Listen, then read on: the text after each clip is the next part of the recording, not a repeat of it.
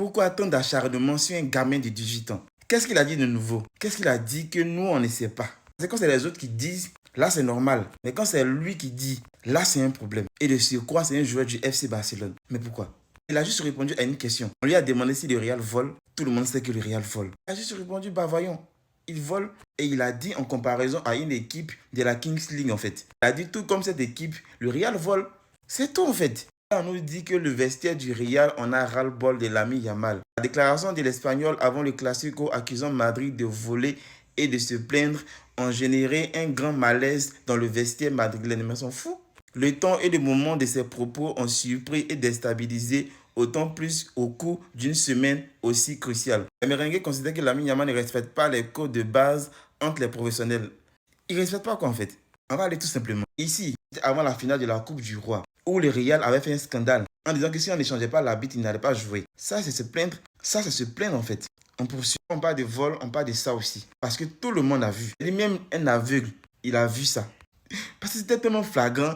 Le gars, il allait rater le VAR, il revient, il n'y a pas penalty. Alors que c'était un penalty. Tout craché. On continue. Il y a Courtois même. Donc quand c'est les joueurs du Real de Madrid qui parlent, là, c'est pas un problème. Courtois qui nous dit, Laporte a dit que le Real de Madrid est favorisé. Il le dit car il est obligé de le dire. Depuis que je suis au Real de Madrid, j'ai constaté que nous n'étions jamais avantagés. Quoi?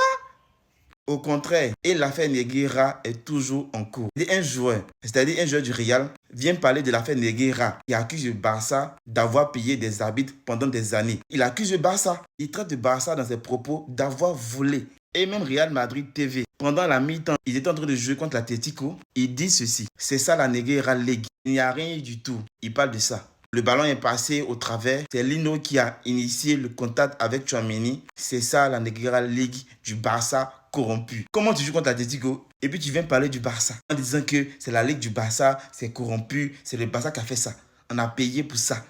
En sachant que le président même de la Liga vous supporte et vous êtes très favorisé. On poursuit. Regarde, c'est des comédiens quoi. Du coup, les Real estiment que les commentaires de l'ami Yamal pourraient affecter la forte harmonie au sein de l'équipe nationale. Il reste à voir si cet incident aura un impact sur le prochain camp qui débutera le 10 novembre avant les derniers matchs de qualification de l'Espagne pour la Coupe du Monde contre la Géorgie et la Turquie. Les choses du club restent au club. Les choses de la sélection restent en sélection. Pourquoi est-ce que ça va arriver là-bas? Quand les joueurs du Real parlent mal du Barça, on ne parle pas. On ne dit pas que ça va détériorer les relations en équipe nationale, mais c'est parce que Lamine Yamal a dit il a dit la vérité. Il a dit que vous voulez que non.